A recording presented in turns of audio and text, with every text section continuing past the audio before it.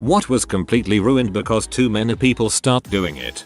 A lot of beer money websites, surveys, user testing, etc. reduce rewards as their supply of users grow. It's a boom-bust cycle.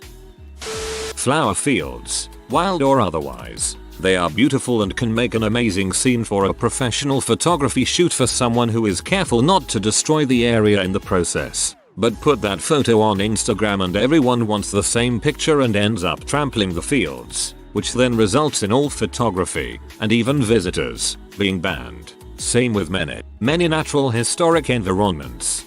There is a flower field almost directly behind my house, albeit a couple miles hike through the woods. There isn't a single road leading to it and nobody but the locals go there. It's lovely. Storm chasing. It was fun 20 years ago, provided you had enough sense not to get too close. Leave that crap to the pros. But today, so many amateurs do it that they get in each other's way and people ahead of the storms have trouble getting to safety. The NWS has even had to ask amateur storm chasers to knock it off because some of the professionals have hit traffic jams while trying to get out of the path of tornadoes. Yeah, I've heard it's gotten pretty bad. I love watching chasers when they're live streaming but feel like a lot of them are contributing to the problem. For me personally, I let it be known that my little rural post office was a great place to get stamps, as no one ever checked there for stamps. I'm a stamp collector. Well, word spread and now I have to fight with about 5 other collectors in the area on issue days. This is so weirdly niche and I love it. I'm sorry your secret got out though. Streaming services. It used to be a single place where you could find any show you wanted easily, to disincentivize piracy, but now that every company and their mom has a streaming service, all with exclusive content, piracy is easier even with the ads, load times, and low quality, simply because I don't need to pay 12 different subscriptions to watch shows. Yep, the money I used to spend on Netflix now gets spent on a quality VPN. May feel dated, but CrossFit, I started doing it in 2007 when it was still relatively unknown. It was a pretty great community and the focus seemed to be on fitness for anyone, not just for those who wanted to be semi-competitive athletes. Fast forward a few years and CrossFit games had become widely known. The culture got way more bro-y. Workouts became more about heavy weights and gymnastics movements. Paleo became the only acceptable diet. I kept getting injured from workouts that were designed for elite athletes and coaches who pushed their students as though we were all trying to qualify for the games. Some of us just liked being in shape and didn't need to PR every word. Online communities. They're great when small and everyone in it has a voice. Get too many people and the loud and obnoxious minority start overwhelming things. Looking at you, our Wall Street butts. Small music festival I used to attend. Beautiful and fun. Got together with my husband there. Then too many people started talking about how great it was. More people attending every year. It started to get too big and I think the landowner could sense it. He no longer holds it. It was sad to see it go but easy to see it was losing its magic. Yeah, I loved a festival in Scotland called Electric Fields for the same reasons you said, then it got really busy and now it's stopped being held and I think it's because the small area of land just couldn't take it. Plus the people that started going weren't the same type of crowd and the atmosphere changed.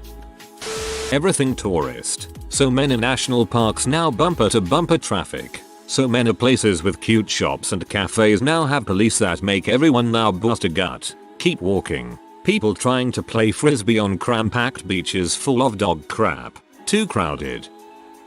In Austin, Barton Creek. Too many people on the trails, playing their stupid freaking music from their stupid freaking speakers, and not picking up after their dogs. When a thing becomes sufficiently popular, a show, a game, a sport, people who don't actually like that thing, but want to become a part of what's popular, are inevitably a part of its demise. Because producers usually want to broaden the appeal of their product to increase profits, but they fail to realize they're changing their product for a group of people who aren't actually interested in it anyway. This then turns away the originally interested demographic. To be honest, this describes a lot of the gaming scene at the moment quite well. Camping. Almost all of the campsites I have been to in the past however many years have had a group of annoying, loud people playing stupid loud music into the night. I go camping to enjoy nature, not to listen to you. The harder to get to the better on this. Even a little harder, drive right up with water and electric. High chance of rowdy neighbors. Drive right up primitive. Somewhat lower odds. Walk even 50 plus yards to site. Dramatically better. Hike in 1+ mile. Very very unlikely.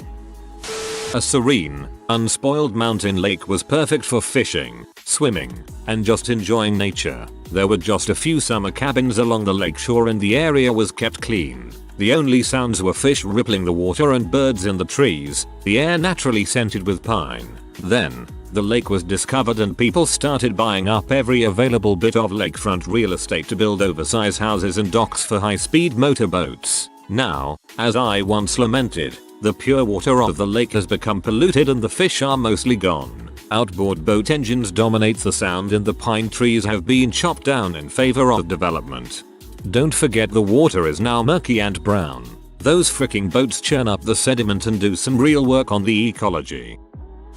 YouTube was pretty fun in the early days, just people sharing fun stuff. Now it's all about taking 20 minutes to describe something that takes one and getting a zillion views $. Although it's not completely ruined, totally enjoy watching robots, squirrels, etc. Not to mention the double ads, the rise in unskippable ads, the fact that unmonetized videos are having ads run on them. YouTube has gotten too greedy, and the sad fact is no one is able to challenge them. Bluetooth speakers while floating the river. Y'all, it's beautiful scenery and peaceful as frick. Can I just get drunk without listening to a dozen crappy speakers playing different crappy music all at once?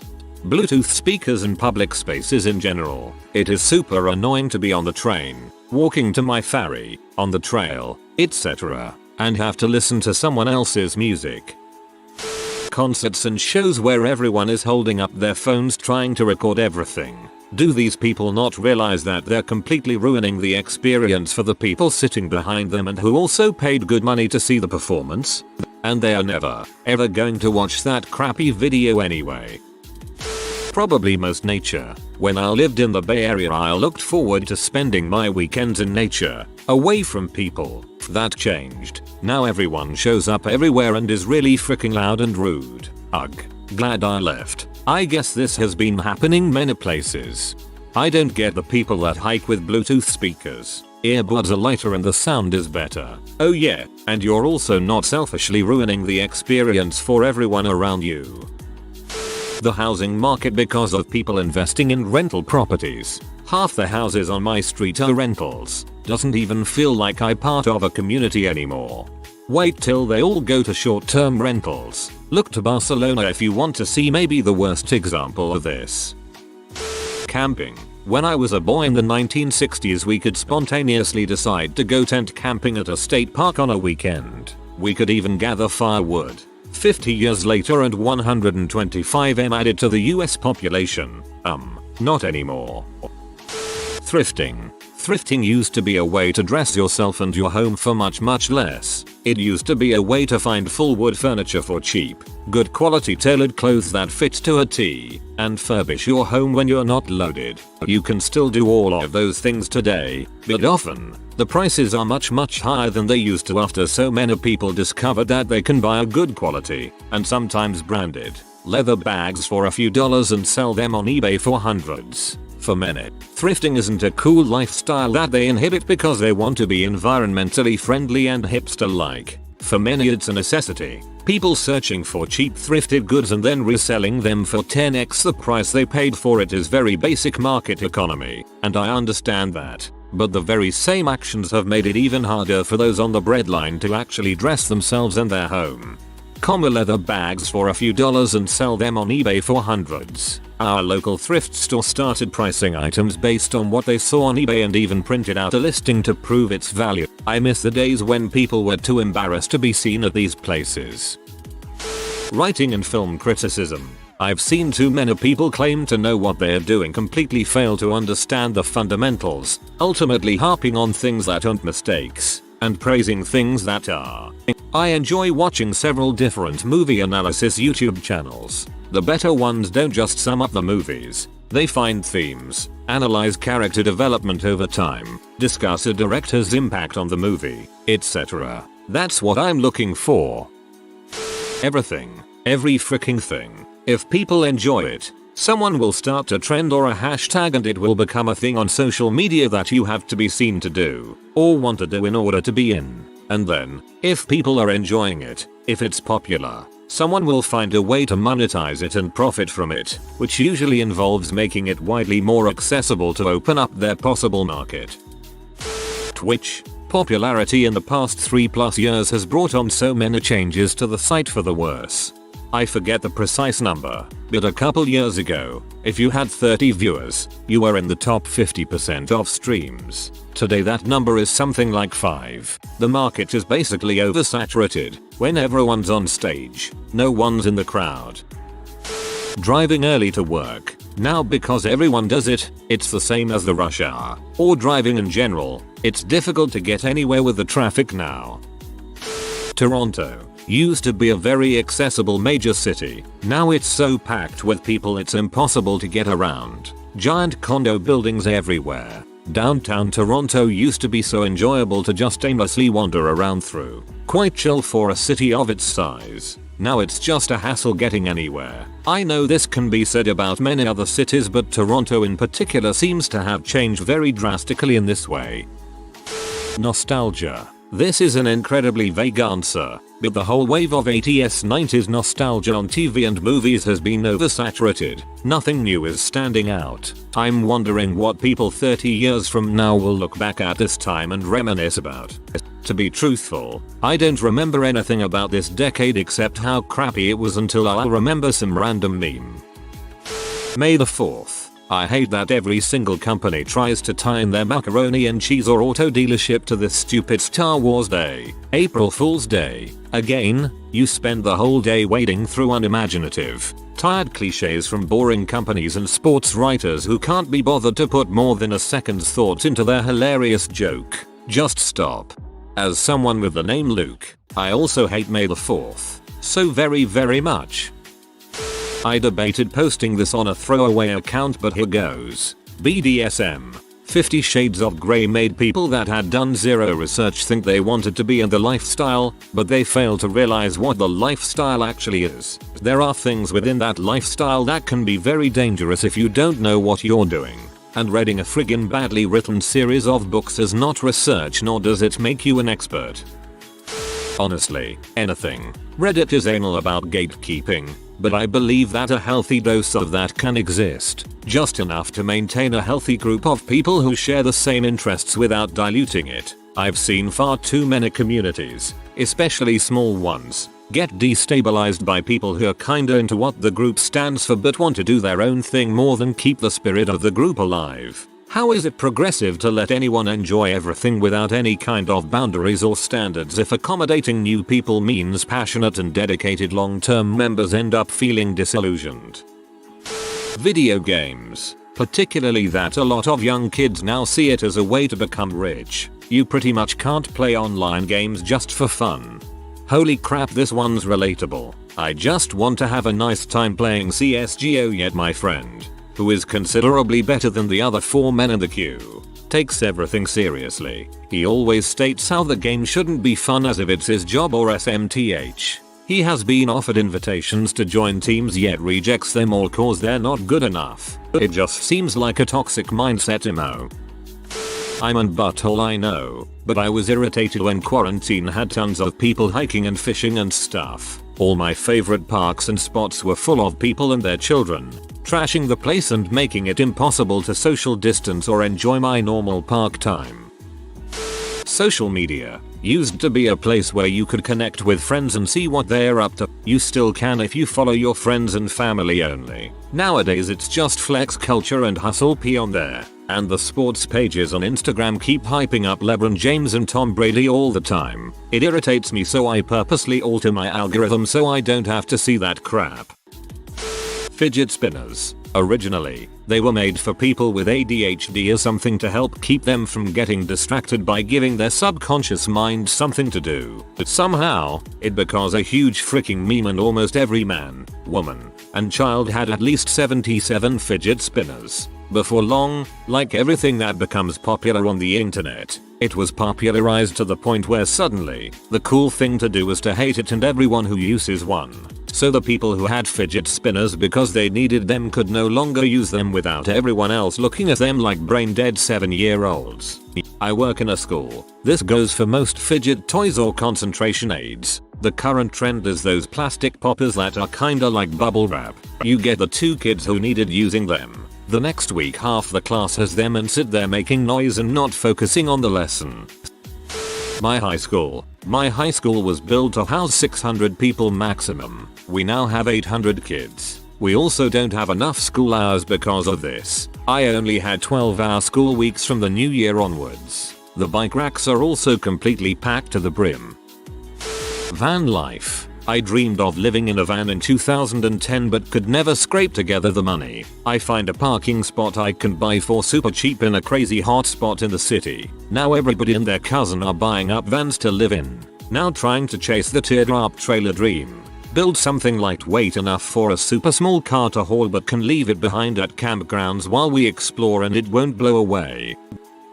Canning became next level difficult after the mason jar decorating fad hit. People buying up jars for receptions and events. My still not returning jars because they are using them for drinking cups. Thanks. Now I need to buy more jars if I'm going to continue gifting my homemade jam goodness. Now, I purposely gift the 4-ounce jars because I don't use them for my personal projects so it isn't as annoying if they don't come back. The pandemic gardeners led to spike in first-time canners and a shortage of jars and lids, but I'm not going to fault them because they are using the jars as intended. The manufacturer's supply chain wasn't prepared for that. I have to admit that if someone gifted me a jar of jam I wouldn't think they'd want the jar back from the gift. Taking pictures of particularly beautiful places. Watching the absolutely surreal sunrise through Mesa Arch. There was over 100 people there. All but 3 of us watched the entire thing through their camera or phone. A lot of the best scenic spots are now chock full of people just filtering in and out, taking pictures for social media and leaving. Grand Canyon, Zion, Yellowstone, Tetons, etc. Buying trading card hobby boxes. They sell out the second they're released. People buy them by the case on credit cards for the sole reason of flipping the contents and making a profit. Sometimes people make money from it and brag about it, which makes more people buy by the case. Prices go up on single cards because the demand is there, and every time a supplier restocks, the boxes go up in price. It started off with a few people doing it. Now because of investors putting out YouTube videos and podcasts about how to flip, everybody is doing it. But that one person who has saved up enough cash for one hobby box can't get one because the price has gone up or because there's none left. The same goes for sports cards. People who want to collect a specific player can't get single short print cards because other people are buying them all for the sole reason of selling them all for profit. An example, a 20 card serial numbered run of one card and somebody is in our hockey cards bragging that they own 12 of them. It's even worse with Star Wars cards. It's nearly impossible to get single boxes now. Investors are ruining the hobby for collectors. American Ninja Warrior. That contest used to be way better when it was only on the TV channel G4. There was something boutique about it, but not in a nauseating hipster way. The obstacle course became more about flashy showmanship than about athleticism. I feel like they are just coming up with weird ways to screw with people. Back before it was popular, ANW and the whole parkour scene was a much more pure thing. There was a food place near my old middle school that used to give free leftovers to any kids that needed it after school. Then one kid decided to bring his friend along. Then that friend told one of his friends, and you can guess what happened from there. This may get me burned at the stake, but here goes. Nerd culture. The very term I find distasteful, but at the same time it's apt. Comics, gaming, tabletop. These were all fringe communities with companies that catered to the community. As nerd culture grew in popularity, those companies, in some cases, abandoned their true fan base for the mass market. Things that were for a specific subset of people became watered down for a larger appeal. The problem being that those fringe customers were often lifelong loyal to their genre. The mass market customers flirt with a trend for a few years, then disappear. That causes the companies to then chase the next wave of mass market over and over, never really growing the brand like they used to. Instead, they're constantly rebooting or restarting, recycling old ideas into something new for the new client base. I sort of think it's hilarious that the jocks stole nerd culture from the nerds. Traveling. Maybe I am just giving anecdotal evidence, but people who traveled before did it for the love of travel and new places and experiences. The majority now seem to travel for pictures and because it's a cool thing to do and brag about.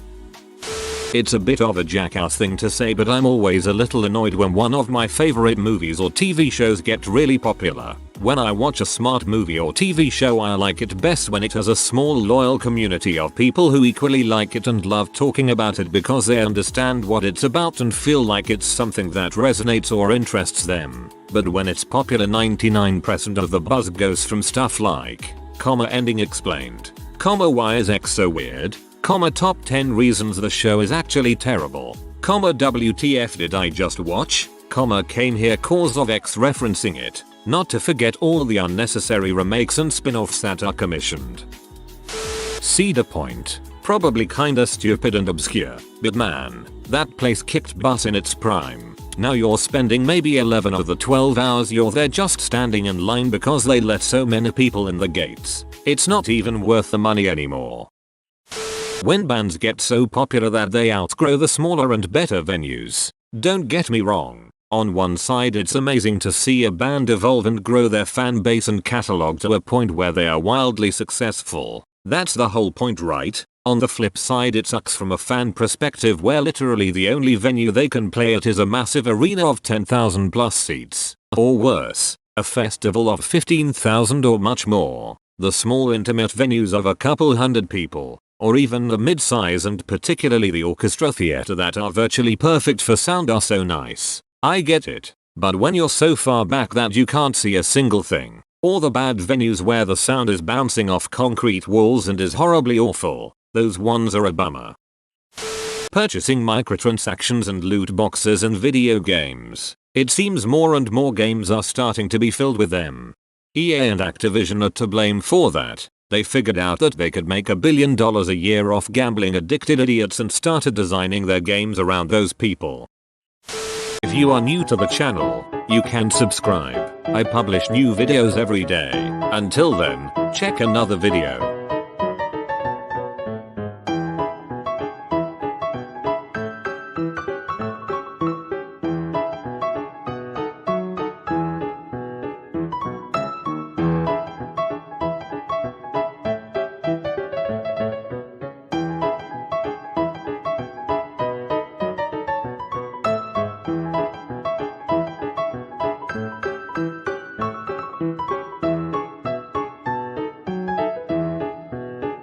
Bye for now.